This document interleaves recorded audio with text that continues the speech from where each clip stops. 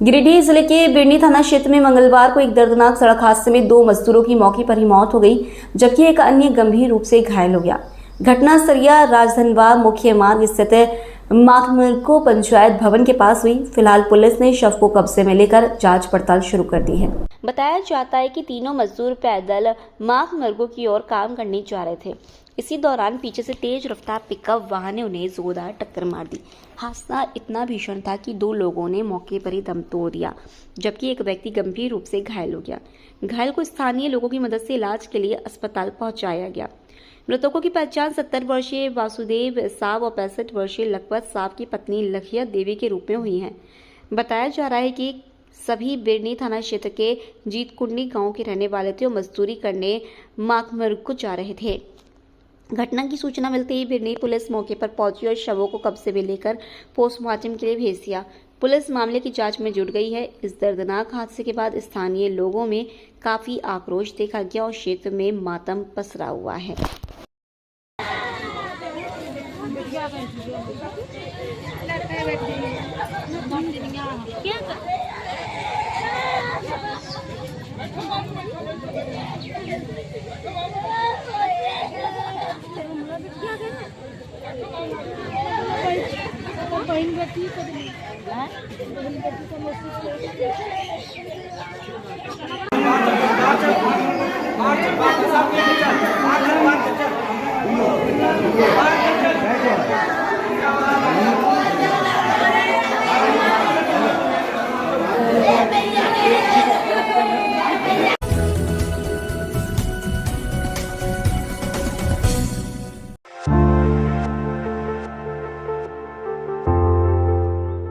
गिरिडीह के हिरोडीह थाना क्षेत्र के करिहारी में हुए एक सड़क हादसे ने एक परिवार की खुशियों को गहरे सदमे में बदल दिया।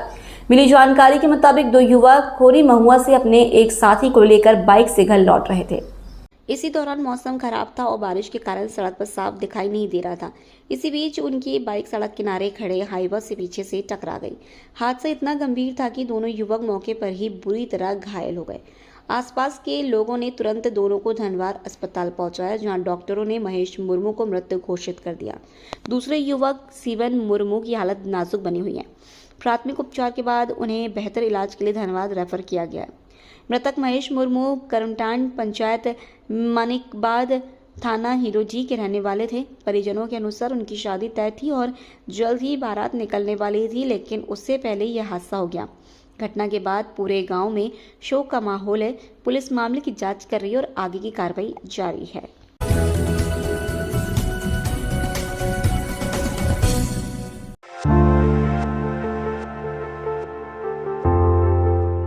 गिरिडीह जिला परिषद सभागार में मंगलवार को आयोजित बोर्ड बैठक में कई महत्वपूर्ण मुद्दों पर चर्चा हुई, लेकिन बगोदर, डुमरी और धनवा बस पड़ाव की नीलामी दरों को लेकर मामला उलझ गया। जिला परिषद अध्यक्ष मुनिया देवी की अध्यक्षता में हुई बैठक में तय हुआ कि बस पड़ावों की निर्धारित राशि अधिक होने के कारण नीलामी प्रक्रिया पूरी नहीं हो पा रही है। ऐसे में अब न्यूनतम दर तय करने के लिए पंचायती राज विभाग को प्रस्ताव भेजा जाएगा। बैठक में बगोदर बस पड़ाव के लिए 43,88,400 रुपये, डुमरी बस पड़ाव के लिए 16,26,577 रुपये और धनबाद बस पड़ाव के लिए 4,60,050 रुपये वार्षिक राशि निर्धारित होने की जानकारी दी गई। सदस्यों ने कहा कि इतनी ऊंची राशि के कारण इच्छुक संवेदक सामने नहीं आ रहे हैं। इसके अलावा जिला परिषद की आय बढ़ाने, खाली पड़ी जमीनों को चिन्हित कर 4 दीवारी निर्माण कराने और डुमरी और बिरनी के भरकट्टा में जिला परिषद की जमीन पर दुकान निर्माण कराने पर भी चर्चा हुई। बैठक के दौरान पेयजल, सड़क, शिक्षा और स्वास्थ्य व्यवस्था को लेकर कई सदस्यों ने सवाल उठाए। जिला परिषद सदस्य डॉली कुमारी ने बैठक की कार्यशैली पर सवाल खड़ा करते हुए कहा कि बोर्ड बैठक केवल औपचारिकता बनकर रह गई है और जमीनी स्तर पर समस्याओं का समाधान नहीं हो रहा। डीडीसी स्मृता कुमारी ने स्पष्ट किया कि पेयजल संकट को लेकर पीएचईडी विभाग की लापरवाही बर्दाश्त नहीं की जाएगी। बैठक में विभागीय अधिकारी की अनुपस्थिति पर पीएचईडी 1 के कार्यपालक पदाधिकारी को शोकॉज नोटिस जारी करने का निर्देश दिया गया। उन्होंने भरोसा दिलाया कि सभी मुद्दों पर विभाग गंभीरता से कार्रवाई करेगा। आज जिला परिषद की सामान्य बैठक आयोजित हुई, जिसमें कि अध्यक्ष महोदय और उपाध्यक्ष और तमाम हमारे जितने भी जिला परिषद सदस्यगण थे और जितने भी अधिकारी इससे संबंधित सभी उपस्थित हुए। बैठक बहुत ही सौहार्दपूर्ण तरीके से संपन्न कराया गया। जितने भी सदस्यगण का जो लास्ट बैठक में एजेंडा था, उन सभी एजेंडों पे डिस्कशन हुई। आपने देखा एक बहुत लंबा बैठक चला, जिसमें प्रमुखता से जो मुद्दे हमारे इस बार जिला परिषद की बैठक में छाए रहे वो था स्कूल और मेडिकल से संबंधित, जिसमें कि स्कूलों में टीचर और स्वास्थ्य विभाग में डॉक्टर की प्रतिनियुक्ति से संबंधित मामले उठे, जिसमें कि चूँकि हमारे यहाँ पद बहुत ज़्यादा सैंक्शन है, उसके एवज में हमारे यहाँ जो सैंक्शन पोस्ट के एवज में हमारे यहाँ जो प्रतिनियोजित शिक्षक हैं या डॉक्टर हैं वो काफ़ी कम है। इस मामले को संज्ञान में लिया गया और ये अनुरोध किया गया सदन के माध्यम से कि जल्द से जल्द इस पर स्टेट के स्तर से कार्रवाई की जाएगी। इसके अलावा चूँकि अभी गर्मी का मौसम है तो पेयजल पे बात हुई, नल जल पे बात हुई, जिसमें कई जगह पे पेयजल विभाग के द्वारा जो पुराने MVS की स्कीमें या SVS की स्कीमें उसमें कार्य किए जा रहे हैं, परंतु अभी भी जो क्षेत्र या जो कुछ टोला हमारा छूट गया है उस पर प्राथमिकता के रूप में इसको पूर्ण कराने का निर्देश दिया गया। जिला परिषद का समन्वय बैठक हुई। इसमें बैठक में सभी अधिकारी लोग थे, सभी जिला परिषद सदस्य लोग थे, प्रमुख लोग थे और बैठक में पारित हुआ जो जल नल योजना पर बात हुई, शिक्षा पर बात हुई और आय स्रोत हम लोग को कैसे बढ़े, सो आय स्रोत पर भी बात हुई और बहुत सारा जो योजनाएं थे इस पर भी बात हुआ और शिक्षा, जल नल योजना, स्वास्थ्य, इस पर विशेष रूप पर चर्चा किया गया है। इसके लिए से बहुत अच्छा से मीटिंग भी अटेंड किए गए। बहुत बहुत धन्यवाद। गिरिडीह के झरना मैदान में मंगलवार को किसान जनता पार्टी की ओर से गरीब किसानों की जमीन की रक्षा और अधिवक्ता व पत्रकार सुरक्षा कानून लागू करने की मांग को लेकर धरना प्रदर्शन किया गया। इसके बाद कार्यकर्ताओं ने शहर में प्रदर्शन कर अपनी मांगों को लेकर आवाज बुलंद की। धरना को संबोधित करते हुए किसान जनता पार्टी के केंद्रीय समिति अध्यक्ष अवधेश कुमार सिंह ने कहा कि किसानों और आम जनता के साथ हो रहे अन्याय, शोषण और भ्रष्टाचार को देखते हुए झारखंड हाईकोर्ट के न्यायाधीश आनंदा सेन ने 27 फरवरी 2024 को गिरिडीह जिले के सभी मौजा का सत्यापित रजिस्टर 2 उपलब्ध कराने का आदेश दिया था, लेकिन अब तक उसका अनुपालन नहीं हुआ। उन्होंने आरोप लगाया कि आदेश के पालन की मांग करने वाले किसानों पर लाठीचार्ज किया गया और झूठे मुकदमों में फंसाया गया। उन्होंने कहा कि यदि पत्रकार सुरक्षा कानून लागू होता तो पत्रकार प्रशासन से बेखौफ होकर जवाब मांगते। वहीं कार्यालय सचिव विजय कुमार ने कहा कि हालिया न्यायालयीय आदेश से रियायतों में खुशी है, लेकिन सवाल यह है कि क्या अधिकारी इसका पालन करेंगे। किसान जनता पार्टी के संयोजक दासू मुर्मू ने कहा कि अधिवक्ता सुरक्षा कानून के अभाव में वकीलों को भी दबाव और भय का सामना करना पड़ता है। उन्होंने झारखंड में भी अन्य राज्यों की तर्ज पर सुरक्षा कानून लागू करने की मांग की। धरना प्रदर्शन में घनश्याम पंडित, जहांगीर अंसारी, जोशील मरांडी, मानवेल हासंदा, अर्जुन मरांडी, रामचंद्र यादव समेत सैकड़ों किसान मौजूद रहे।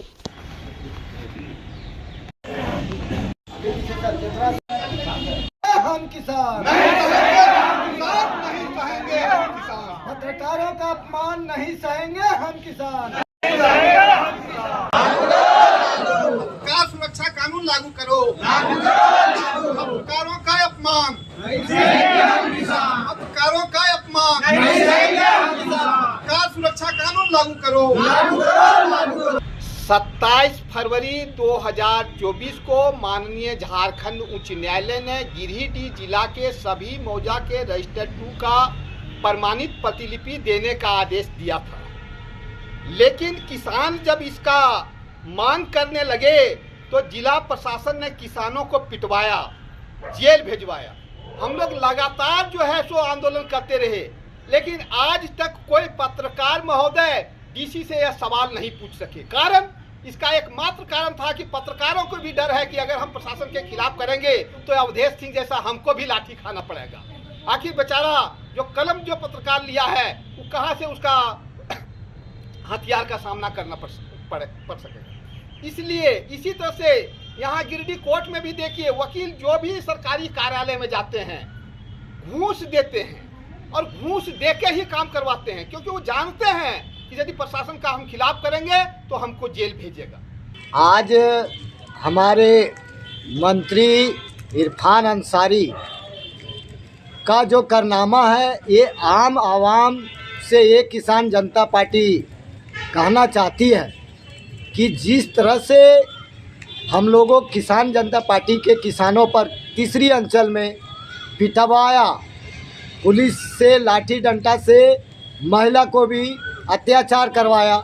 आज किसान जनता पार्टी के द्वारा झंडा मैदान प्रांगण में हम लोग धरना प्रदर्शन किया, पत्रकारों के लेकर के और अधिवक्ताओं के लेकर के। हम लोग को दो मांग है, अधिवक्ता कानून सुरक्षा कानून लागू हो और हमारे जो पत्रकार है पत्रकार सुरक्षा कानून लागू हो, उसके लिए हम लोग धरना प्रदर्शन किए। और उस पर जो जानलेवा हमला जो करवाते हैं उस पर कार्रवाई हो।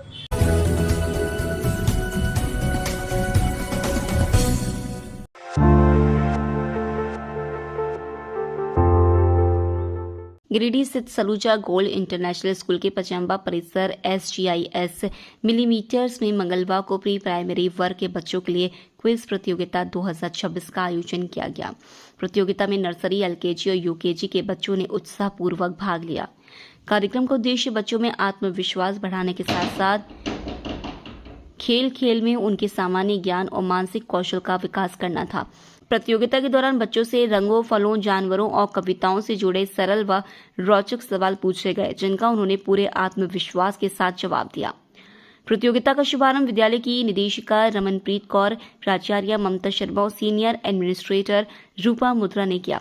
विजेता बच्चों को प्रथम, द्वितीय और तृतीय पुरस्कार देकर सम्मानित किया गया। विद्यालय के प्रबंध निदेशक जोरावर सिंह सलूजा ने कहा कि ऐसे आयोजन बच्चों में सोचने, समझने और खुद को अभिव्यक्त करने की क्षमता विकसित करते हैं। वहीं निदेशिका रमनप्रीत कौर ने कहा कि इस तरह की गतिविधियां बच्चों के समग्र विकास की दिशा में महत्वपूर्ण भूमिका निभाती है। Next question has 3 sides. How many days are there in the month of February? Yes, please. Good, very good. Correct answer. The next question.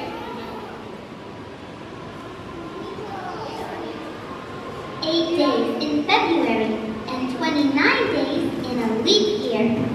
How many days are there in a week? How many days are there?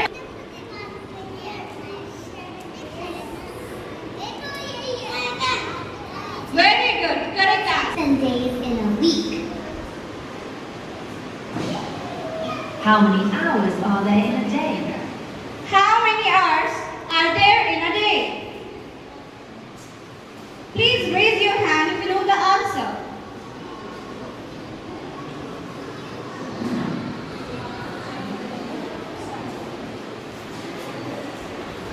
Okay, so the correct answer is 24 hours.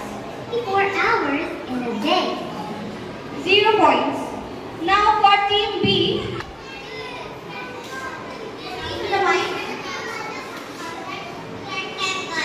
Very good, correct answer. Now the next question. Typically the shape of a rectangle. How many fingers do you have in one hand? How many fingers do you have in one hand?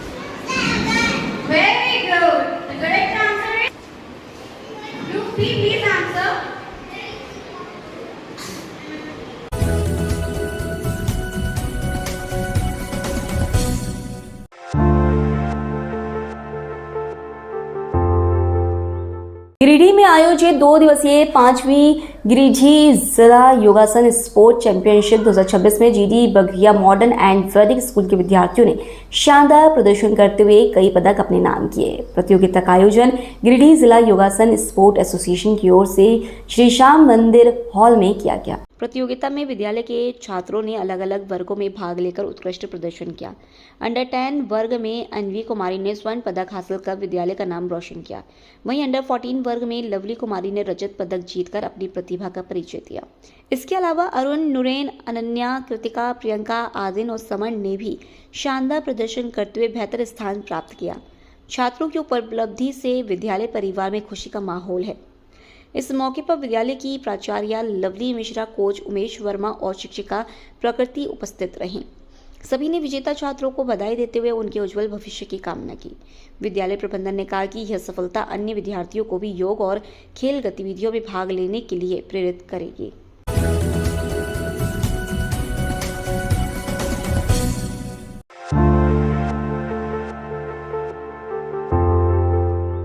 Giridih के परिसदन भवन में राष्ट्रीय जनता दल पिछड़ा वर्ग प्रकोष्ठ जिला इकाई के तत्वाधान में मंगलवार को 1 दिवसीय विचार गोष्ठी का आयोजन किया गया। कार्यक्रम का मुख्य विशेष नारी शक्ति वंदन अधिनियम के तहत ओबीसी महिलाओं की भागीदारी सुनिश्चित करना रहा। कार्यक्रम में राज्य पिछड़ा वर्ग प्रकोष्ठ के प्रदेश अध्यक्ष सुनील साहू मुख्य अतिथि के रूप में शामिल हुए, जबकि प्रदेश सचिव इनामुल हक विशिष्ट अतिथि के रूप में उपस्थित रहे।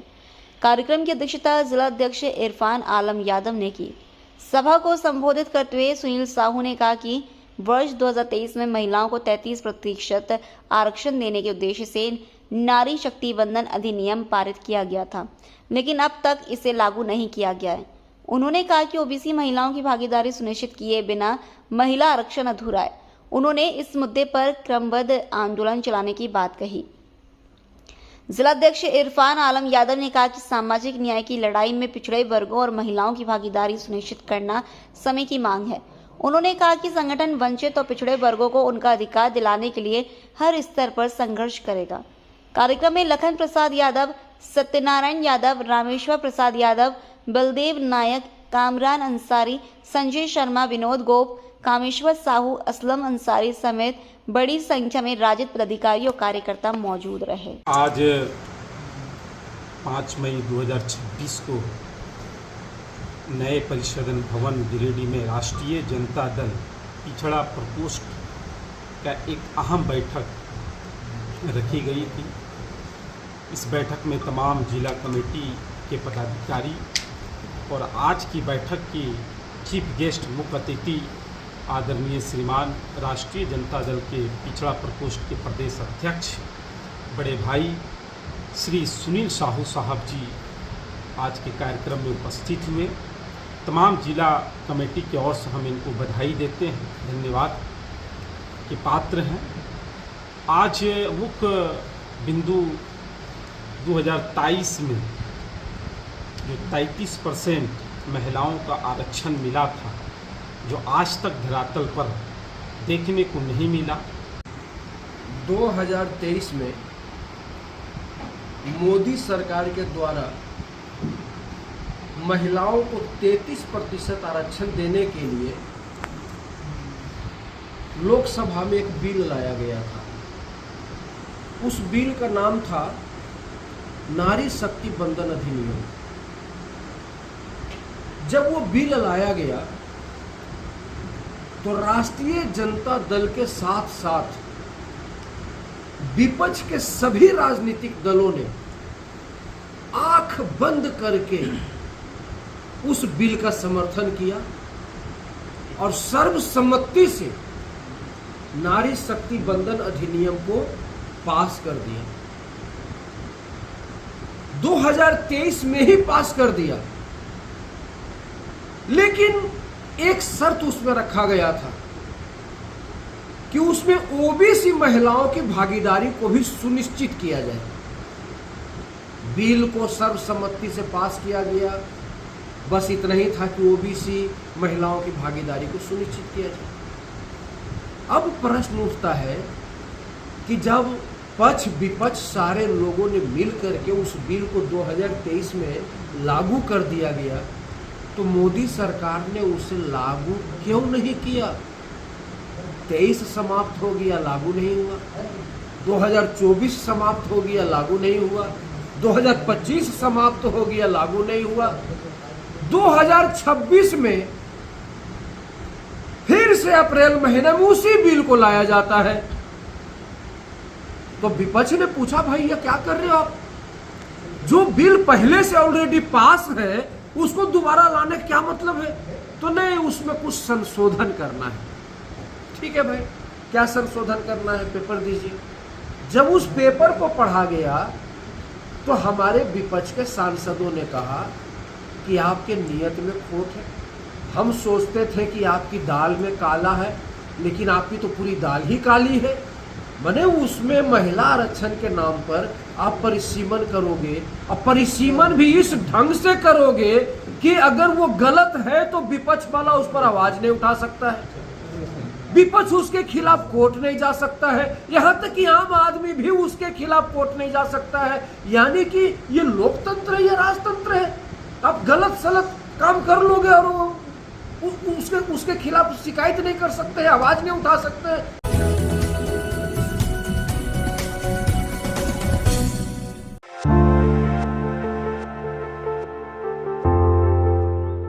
गिरिडीह जिला निर्वाचन पदाधिकारी सह उपायुक्त रामनिवास यादव ने मंगलवार को प्रखंड कार्यालय गिरिडीह स्थित ईवीएम वीवीपैट वेयरहाउस का मासिक निरीक्षण किया। निरीक्षण के दौरान उन्होंने वेयरहाउस की सुरक्षा व्यवस्था, विधि व्यवस्था और अन्य आवश्यक व्यवस्थाओं का गहन जायजा लिया। उपायुक्त ने निरीक्षण के क्रम में वेयरहाउस परिसर में लगे सीसीटीवी कैमरों, कंट्रोल रूम, विद्युत व्यवस्था, ब्यू हॉल, जनरेटर रूम, अग्निशमन यंत्रों सहित अन्य सुरक्षा संसाधनों की स्थिति की समीक्षा की। साथ ही तैनात सुरक्षा बलों की लॉग बुक की भी जांच की और सुरक्षा व्यवस्था को लेकर आवश्यक दिशा निर्देश दिए। निरीक्षण के दौरान उपायुक्त ने सशस्त्र सुरक्षा बलों को अपने कार्य एवं दायित्वों के प्रति सतर्क और सक्रिय रहने का निर्देश दिया। उन्होंने कहा कि निर्वाचन प्रक्रिया की पारदर्शिता और सुरक्षा सुनिश्चित करना प्रशासन की प्राथमिक जिम्मेदारी है। मौके पर उप निर्वाचन पदाधिकारी रंथू महतो, अग्निशमन पदाधिकारी रवि रंजन सिंह सहित अन्य संबंधित अधिकारी मौजूद रहे।